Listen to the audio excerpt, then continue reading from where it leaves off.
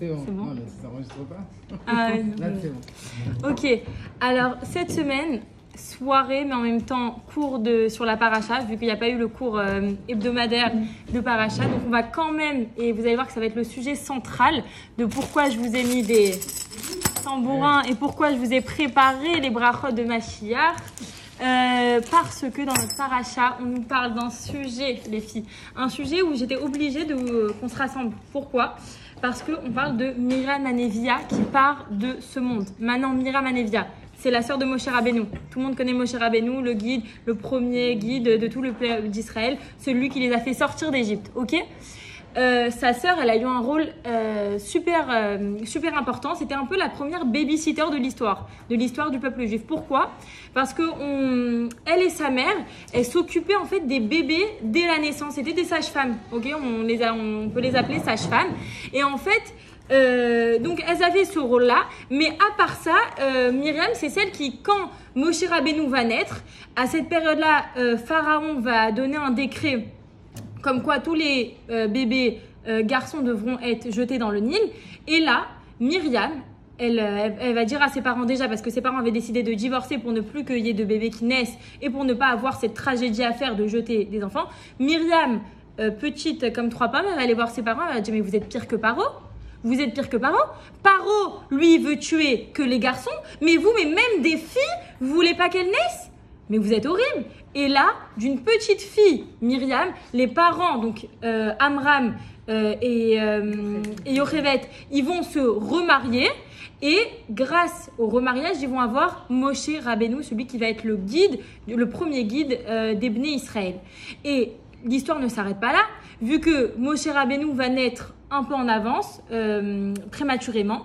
Et du coup, si Yochevet, elle va avoir le temps de le mettre dans un petit panier.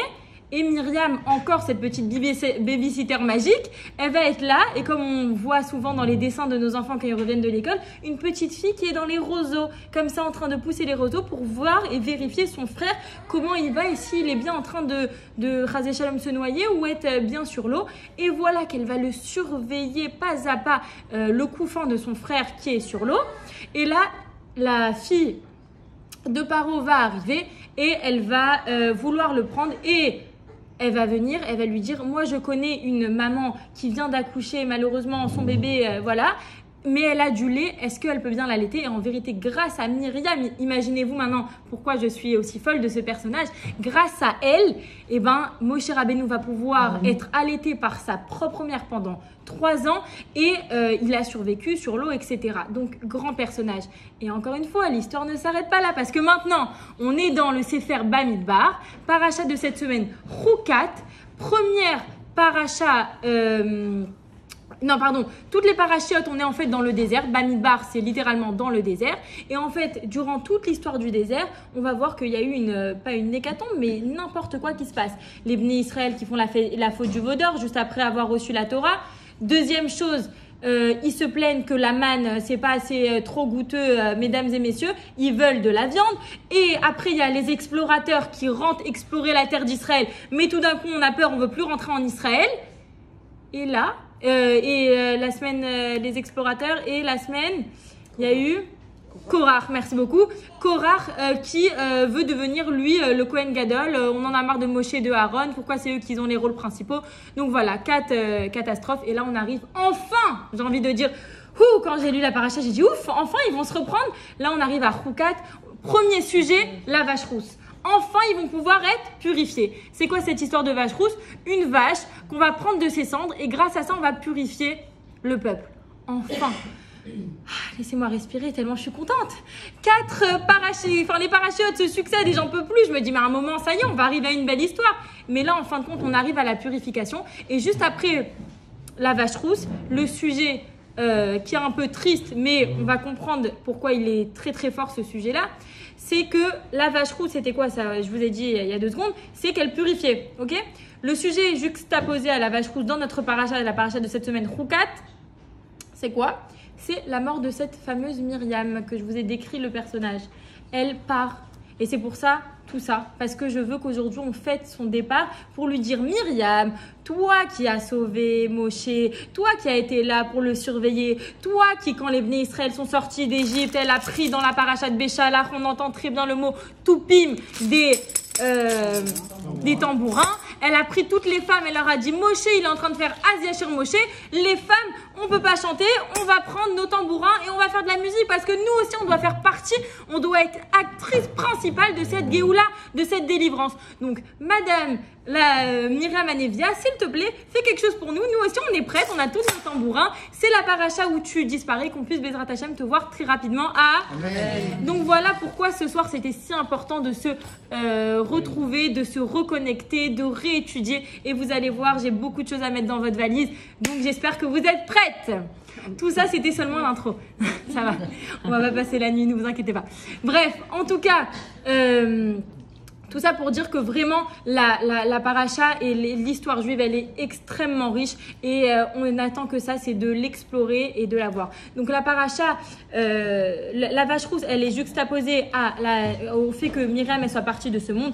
Pourquoi? Parce que en vérité, la mort d'un tzaddik, élément très important, la mort d'un tzaddik, elle purifie et elle est une kapara, elle est une expiation pour la faute des Bnei Israël, pour le peuple. Quand un peuple il fait une erreur, et ben parfois on comprend pas, il y a des gens qui partent de ce monde et ça permet de faire une kapara, ça expie les fautes d'un peuple. Donc c'est pour ça, la Torah elle juxtapose pas deux sujets comme ça parce qu'elle a décidé, mais pour nous faire apprendre un très grand enseignement et pour te dire que si Myriam, qui était une si grande sadékette, elle part dans cette paracha, elle aussi, elle sert de kapara entre guillemets pour toutes les fautes que les Bnei Israël ont fait, et à savoir que cette génération-là qui est en train de vivre cette paracha Troukat, c'est déjà la nouvelle génération parce qu'on est vraiment à 2 ans de la rentrée en Israël. Là on est vraiment quelques parachats. Bientôt, c'est la rentrée en Israël. D'ailleurs, dans la même paracha, Aaron à Cohen aussi, il part de ce monde.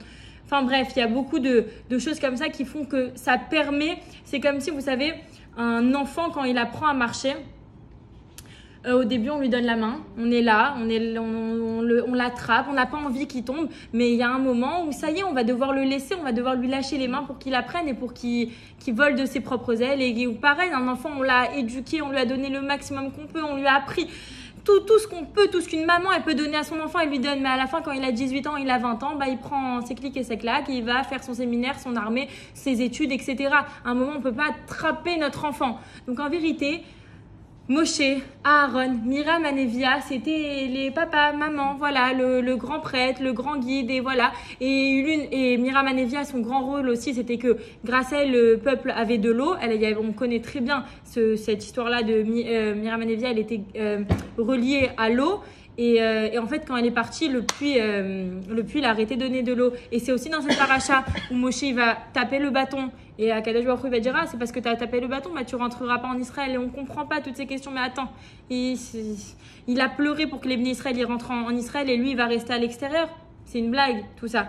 Bref, en tout cas, c'est un peu papa, maman du peuple d'Israël. Maintenant, on a besoin que, ça y est, ils ont vécu. Ils se sont plaints, ils ont grandi, ils ont reçu la Torah. Il y a eu Yitro, il a dit, allez, on fait des jugements. Ils ont créé une hiérarchie, ils ont tout créé. C'est comme si, ça y est, le monde, le peuple, il est prêt. Il a passé des épreuves, mais chaque épreuve, chaque échec, c'est fait pour grandir. C'est fait pour prendre de l'assurance, c'est fait pour prendre du bagage des vrais bagages dans la vie. Donc là, en gros, les Bnei Israël, vous avez pris toute l'histoire, vous avez pris des bagages. Maintenant, papa, maman, vous reculez de l'histoire et vous allez rentrer en Israël tout seul avec un nouveau guide qui va être Yehoshua, l'élève de Moshe Rabbeinu.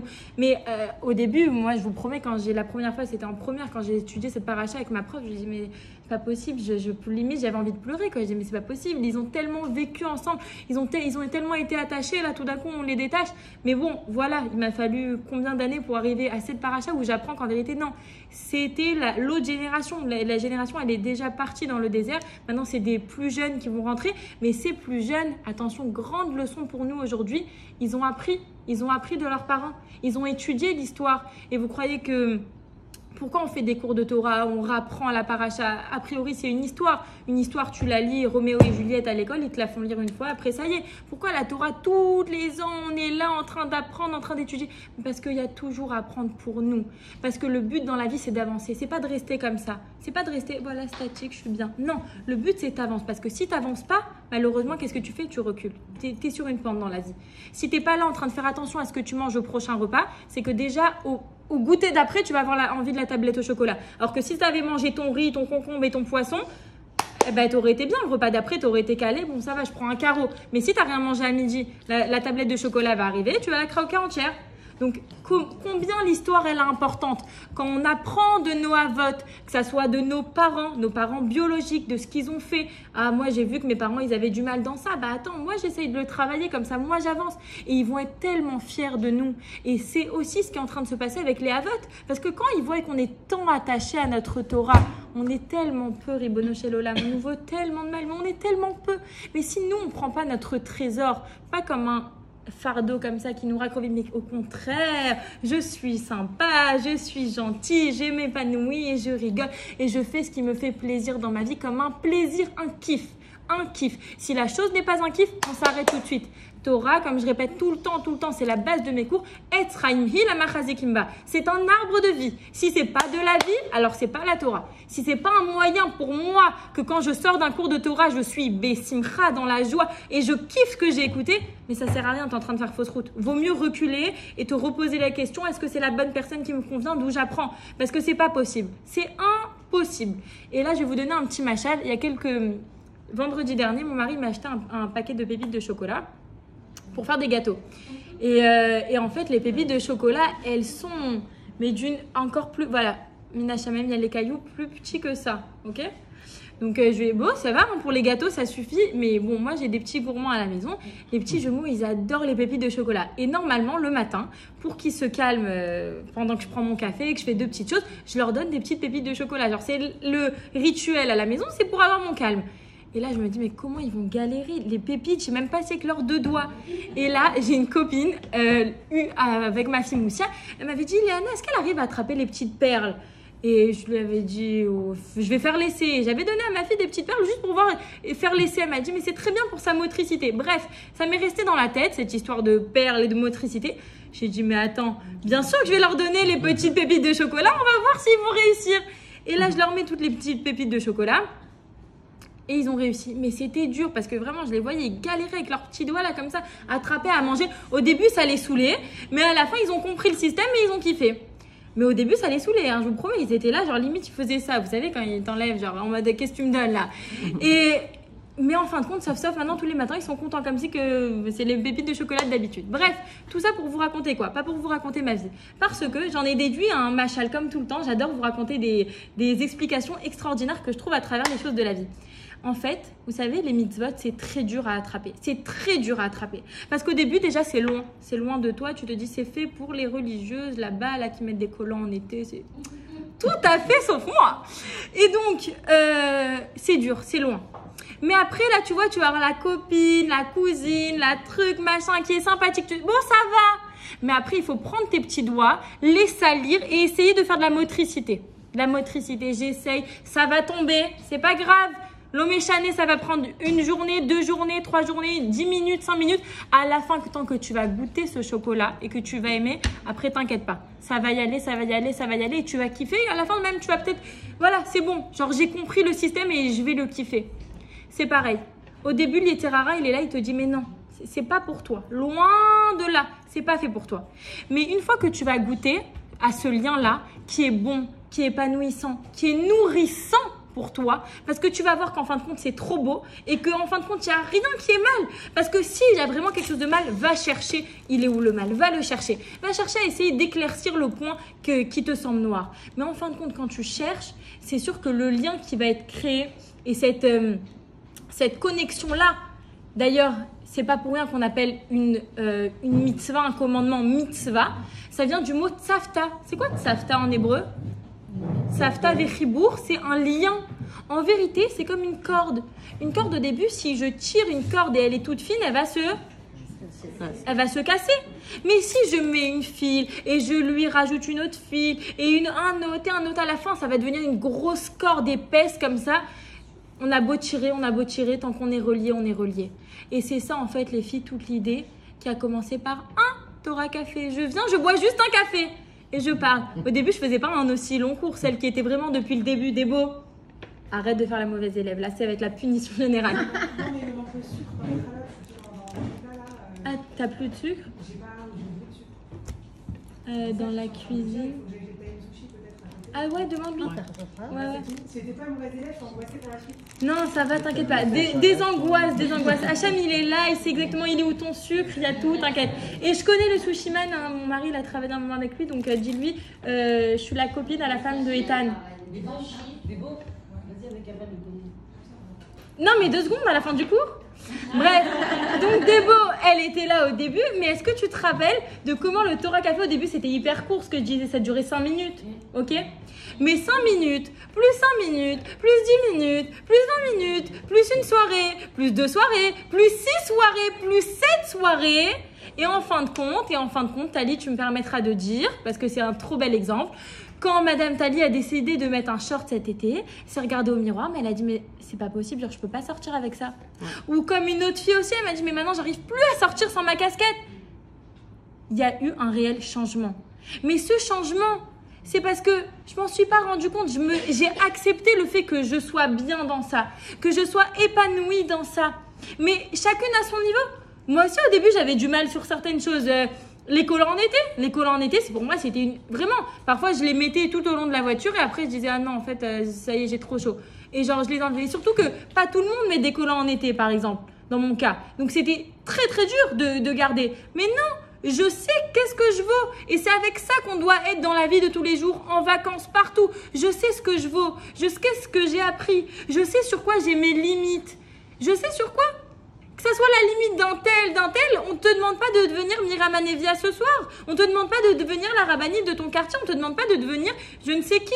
On te demande de devenir toi avec ce que tu as décidé exactement de prendre sur toi et ta meilleure version. La meilleure version de toi. Toi, avec les forces que tu as, il n'y a que toi qui peux le savoir. Personne ne pourra te le dire. Nous, les rabbinites, on est là pour vous aider à faire rejaillir ça, à vous montrer que c'est beau, que ça fait pas peur, qu'on est là, on te donne la main. T'inquiète pas, je suis là. Si tu as une question, je suis là.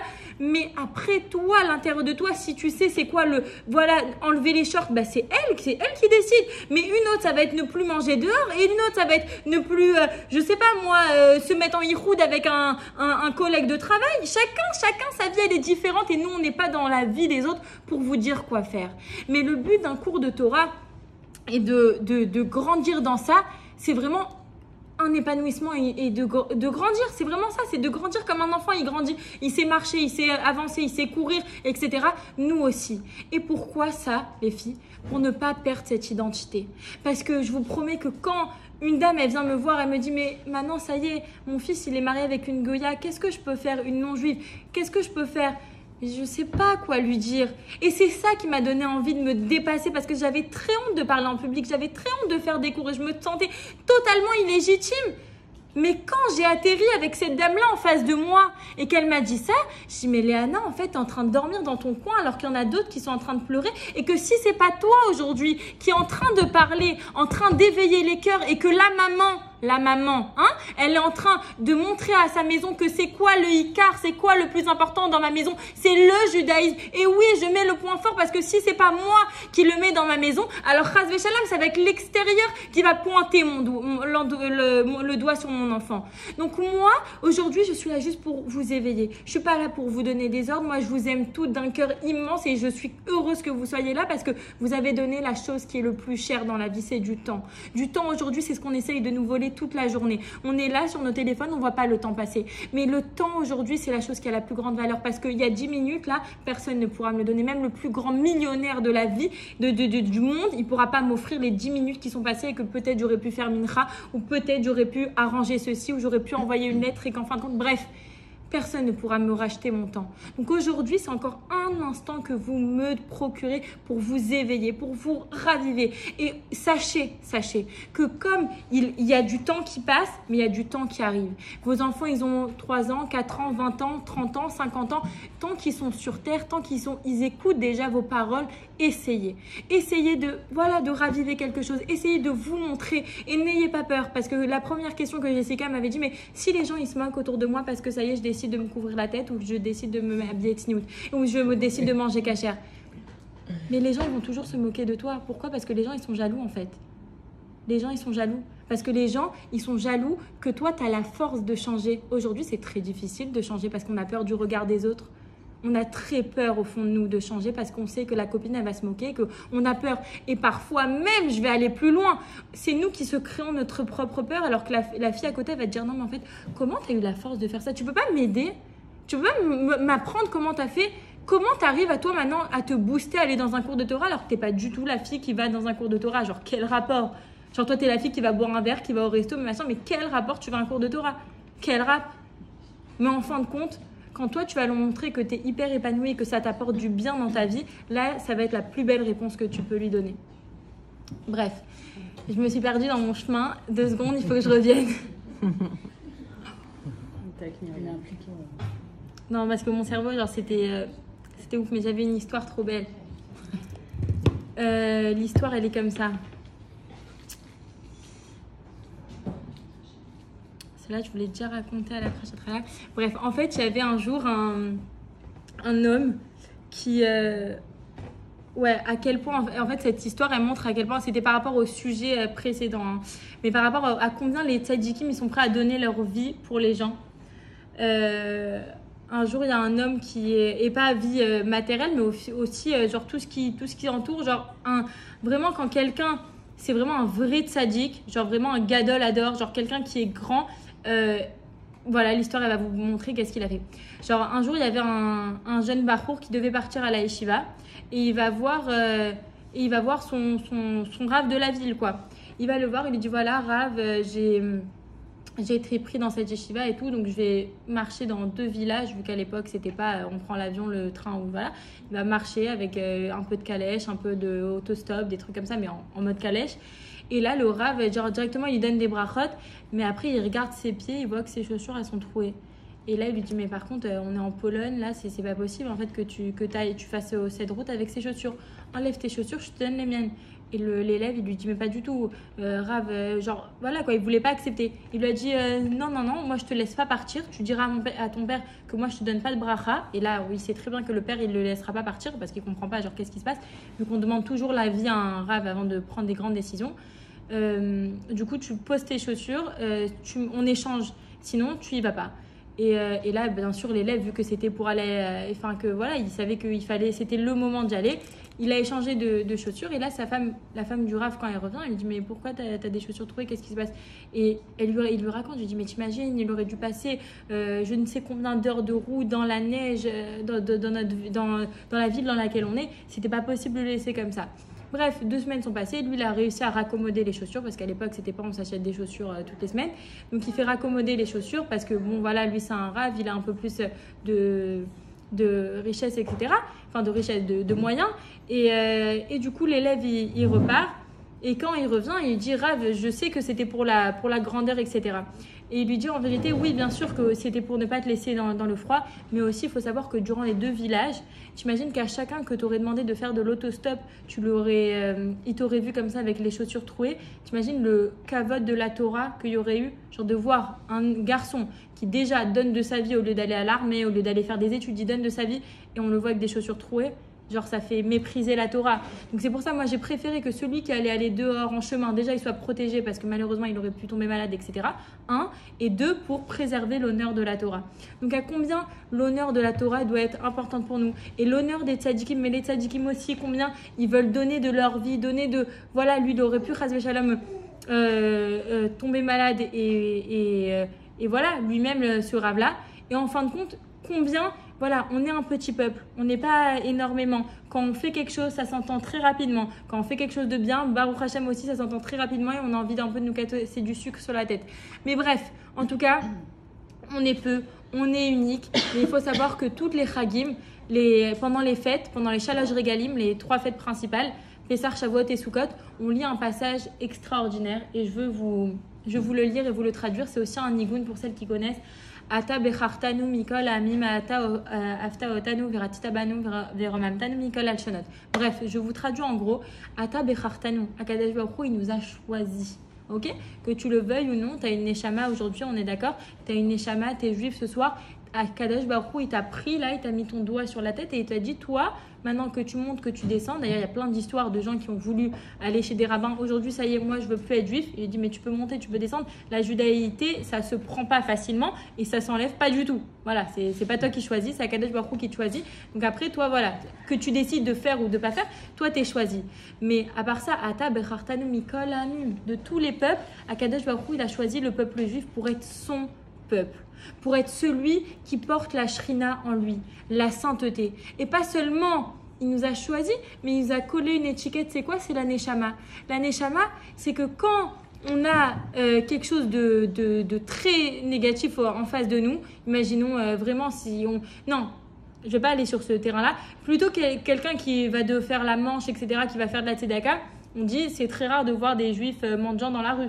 Je ne sais pas si vous en avez déjà vu. C'est vraiment très très rare. En tout cas, on ne les voit pas camper et être là pendant un mois. Pourquoi? Parce que notre peuple, il ne supporte pas voir quelqu'un dans la manche, en train de faire la manche. Donc directement, on va essayer de l'aider, on va essayer de... Voilà, on est un peuple, on est une famille en vérité. On a ce côté-là de famille. Mais pourquoi? Parce qu'Akadosh Baruch Hu, il nous a mis une étincelle divine à l'intérieur de nous. Et cette étincelle, il ne serait-ce qu'un petit mot, un petit câlin, un petit sourire, un petit quelque chose, ça y est, elle va s'allumer, elle va se... Voilà, tout d'un coup, bah oui, j'ai envie de me rapprocher de ma sœur juive, j'ai envie de me rapprocher de mon créateur. Et ce lien-là, en vérité, on ne doit pas le créer. Ce lien-là, il est à l'intérieur de nous. Nous, on doit juste le raviver et créer cette étincelle. Mais après, voilà, c'était ça sur quoi j'avais vraiment envie de terminer. C'est que ce lien-là, cette étincelle, elle est très, très fine, ok ? Elle est très très fine, comme on a dit, là, le lien, etc. Que quand on brise une corde, c'est très difficile. Un fil, c'est très facile. Bref. Mais en tout cas, aussi au niveau légèreté et au niveau poids. Si pour moi, maintenant, c'est un poids et je sens la lourdeur de la mitzvah, alors en fin de compte, tu es à côté de la plaque. Ça aussi, je l'ai dit. Mais maintenant, quand je suis en vacances, quand je suis plus dans le système de cours de Torah, quand je suis dans la vie de tous les jours, avec même des amis qui peuvent être non-juifs, avec un couple qui n'est pas spécialement à la même hauteur que moi, ou voilà, qui a envie de me faire partager leurs expériences qu'ils ont envie, ou nous mettre à la même valeur que nous, se rappeler qu'on a ça, mais sans le sentir comme Akadosh Baruch Hu, il va me crier, Hachem, il est là sur mon dos, il est à l'intérieur de moi, et là il regarde à quel moment je vais fauter, à quel moment je vais tourner de l'œil et je vais regarder quelque chose qui est pas bien, ou je vais faire quelque chose qui est pas bien. Non, Hachem, il est là et il te regarde et il veut seulement te dire, je suis là. Sache que je suis là. Et avant d'être ton roi, je suis ton père. On dit Avinu Malkenu dans les supplications à chaque fois. Avinu, mon père, Malkenu, mon roi. D'abord, je suis ton père. Un père qui a peur que son enfant y trébuche. Donc, je suis là, je suis à l'intérieur de toi. Peut-être que tu vas tomber, mais moi, je serai là pour te relever. Peut-être que tu n'es pas encore au niveau, mais c'est pas grave. Ton fils, tu es en train de le frapper quand il n'est pas en train de marcher. Ah non, mais moi, je veux que tu marches. Pas du tout. Quel parent fracasse, on va l'interner, celui-là qui fait ça. L'enfant, il tombe, tu es là, tu lui donnes la main et hop, il va avancer. Pareil, Hachem, il te voit tomber, il te dit c'est pas grave, regarde, je t'ai mis quelqu'un de bien là à côté de toi, elle va te relever. Allez, vas-y, continue à avancer, je suis là, n'aie pas peur. Avance et crée ce lien-là. Qu'au moment où tu seras le plus désespéré, peut-être que la copine, elle va pas répondre, peut-être même que ta mère, elle va pas répondre au téléphone, peut-être que parfois on appelle et ça répond pas. Mais il y en a un là qui t'entend. Il est là, il t'attend, il attend, juste parle, juste dis-moi ce que tu veux là maintenant. Tu veux un autre enfant, mais dis-moi que tu le veux. Tu veux une meilleure parnassa, parle. T'as un lien. Mais ce lien-là, les filles, il faut le préserver, il faut le travailler. Parce que c'est sûr que quand on est très très loin, malheureusement, les gens, c'est quand ils ont une très grande épreuve que vite ils courent chez le rabbin, il s'est passé ça. Ok, mais où t'étais il y a quelques mois? J'étais en boîte de nuit. Et alors, il était où Hachem à ce moment-là quand tout allait bien? Donc c'est pour ça, les cours, ça sert à ça aussi. C'est aussi pour un peu émulsionner, mais c'est aussi pour te dire, allez vas-y, là maintenant que tout est calme, peut-être que tu n'as rien à demander, ou peut-être que oui, tu as à demander. Il y a Debo qui va nous faire une afrachatra là, on va bien prier fort, Bézrat Hachem. Mais, même au moment où tout est calme, au moment où tout est dur, au moment où tout est facile, encore mieux, c'est le best. Travaille, prends chaque opportunité. Comme un enfant, là, bientôt, c'est les vacances, on rentre dans les vacances, on lui fait faire un travail de vacances. Pourquoi? Pour ne pas qu'il perde pour ne pas qu'il perde un peu le cadre, le rituel, etc. Pour ne pas qu'il perde tout ce qu'il a appris dans l'année. Toi aussi, tu vas aller en vacances, tu auras une belle valise, mets un sidour, mets un télim, mets un petit foulard. Je le mets une fois le Shabbat, je le mets une fois quand je vais aller dans une synagogue. Tu sais pas combien Akadosh Baruch Hu, il aime et il chérit ces moments-là. Combien Akadosh Baruch Hu, il attend. Et combien Akadosh Baruch Hu, il est heureux, il est fier, Pachout, que vous soyez là tout ce soir, que vous avez combattu la chaleur, que vous avez combattu le mari et les enfants pour celles qui en ont, et tout ce qu'il y a, et le travail, et les préoccupations. Vous avez tout décidé de prendre un moment, de vous connecter. Et c'est pas anodin, un moment de connexion entre femmes. On est déconnectés. On va faire des brachot, on a étudié un cours, on va préparer notre valise avec un petit mot qu'on va pas oublier. Parce que même s'il n'y a pas le sidour encore, s'il n'y a pas le télim, une petite phrase qui me rappelle aujourd'hui est meilleur qu'hier et demain sera meilleur qu'aujourd'hui. On ne sait pas quelle phrase va, je vais tomber sur ça dans ma petite trousse de toilette quand je vais me maquiller. Je me rappelle qu'Hachem il est là. Je me rappelle que c'est seulement une petite pause pour Bezrat Hachem revenir encore plus fort à la rentrée, et que Bezrat Hachem, ce petit moment, ça va pas être un moment de pente comme en été. Les gens en général, je bois un peu plus d'alcool, je fume un peu plus, je vais plus un peu. Non, c'est une pause où je vais recréer de la connexion avec ma famille, où je vais reprendre du lien, où je vais rajouter dans de la joie, où je vais rajouter dans toutes les choses qui sont positives dans ma vie. Et toutes les personnes qui sont peut-être nocives autour de moi, je vais leur apprendre à elles aussi, à travers un beau sourire, que c'est peut-être pas la meilleure chose pour moi. Si c'est bon pour elles, tant mieux. Mais quand même, sachez qu'on a l'obligation de ne pas laisser nos amis dans un trou noir. Vous savez, c'est aussi pour ça que je prends la parole aujourd'hui. Parce qu'on est, comment on dit, on est Arevim Zelazé. On est Arevim. Garant responsable, exactement. On est responsable des autres. Si moi, Baruch Hashem, aujourd'hui, j'ai eu la chance et le mérite d'aller dans une école religieuse toute ma vie, d'avoir fait un séminaire où on m'a bourré de choses pendant une année, où j'ai fait au moins 6 à 10 shlichut, où j'ai été dans des endroits pour enseigner la Torah. Et quand je suis arrivée à Marseille, j'ai dit, je connais personne, c'est pas à moi. Normalement, quand j'allais en shlichut, c'était le Rav qui me disait, voilà, vous avez 10 dames qui viennent écouter votre cours, et moi, j'avais pas de problème de parler. Mais là, créer ce réseau-là d'étincelles, c'était, je vous promets, c'était sortir de ma zone de confort. C'était vraiment sortir. Genre, je suis qui pour demander à Tata Sabrina de venir à un cours? Je suis qui pour demander à Yael ou à Cécile ou à je sais pas qui? Bref, je suis qui? Mais c'est ça, sortir de sa zone de confort. C'est quand cet été, il y aura des personnes que, a priori, fait sa vie. Je suis responsable d'elle. J'ai une responsabilité envers ma copine, envers mon mari, envers mon enfant. Attention, ça peut-être que la viande qui est pas cachée, on la mange pas du tout cette année parce que je suis responsable de ma famille. Ou peut-être le poisson qui est dans un restaurant pas caché, cette année j'essaye. Ou la jupe qui est un peu ras les fesses, qu'il y a un petit vent d'air et on voit ce qui se passe. Peut-être je donne des idées pour effleurer les cerveaux, pour éveiller les consciences. Mais à Kadosh Baruch Hu, sachez que même si ça encore c'est pas fait ou ça va pas être fait, sachez qu'Hachem il vous aime, Hachem il nous aime intensément et il regarde chaque petit sourire qu'on fait, chaque petit effort qu'on fait, chaque petit sortir de sa zone de confort. À Kadosh Baruch Hu, il l'aime, il le chérit et il nous attend. À nous d'être présents, Bezrat Hachem, pour mériter Mashiach Nao. Amen. Amen. Amen.